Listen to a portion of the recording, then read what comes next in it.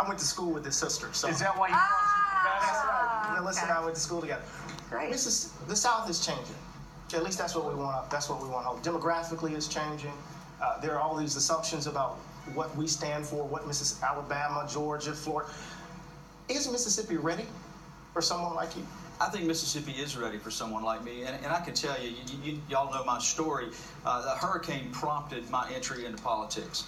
A month after Hurricane Katrina, and where we lost everything, we lost our oldest child.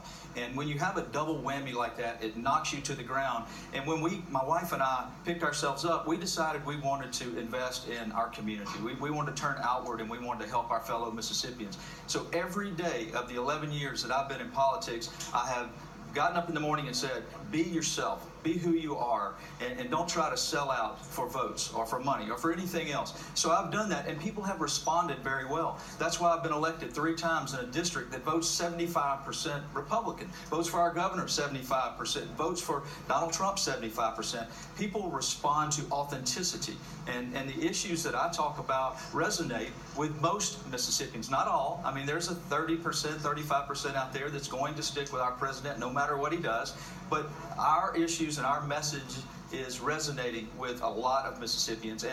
We have an internet ad up right now. I think we have over 50,000 views in something like a week, which in Mississippi is huge. It might not be huge in New York, but it's huge in Mississippi. We've heard, David, a bunch of people, Democrats today, look at Alabama and the race last fall as an example of what a Democrat could do in the South, and Doug Jones. But wasn't that a case of Doug Jones running against one of the worst candidates in the history of politics and maybe catching a break that way? Or do you believe there's something transferable and something happened in the South for Democrats right now? Well, I think it's both.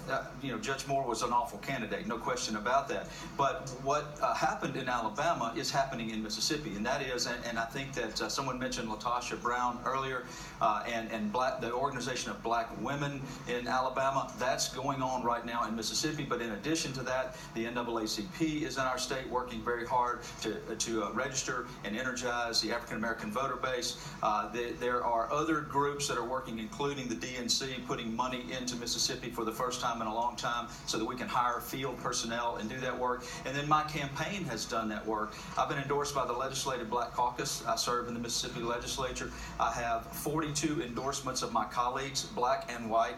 I'm the elected minority leader in the House of Representatives. All of my colleagues didn't just lend me their names, but they went back into their districts and they worked to turn out the vote for me in the primary and in the runoff, which I won by 18 points. So we built a network of folks who can go out into their districts and their areas that they represent and energize people and get them to the polls in November. We feel it on the ground. The polls may not reflect that, but speaking of polls, my opponent hasn't gotten above 47% in any poll in the last 2 years. When you've been in Washington for 24 years and you can't break 50%, there's a problem. Roger Wicker's vulnerable. Are you going to debate Roger Wicker? I've asked for a debate several times, but not only have I, the law school has asked for it, both law schools have asked for a debate, the Stennis Press Institute, the Mississippi Bar Association, crickets from Roger Wicker. I asked him again today. Let's debate, Roger. Let's talk about the issues important. All right. The question's up.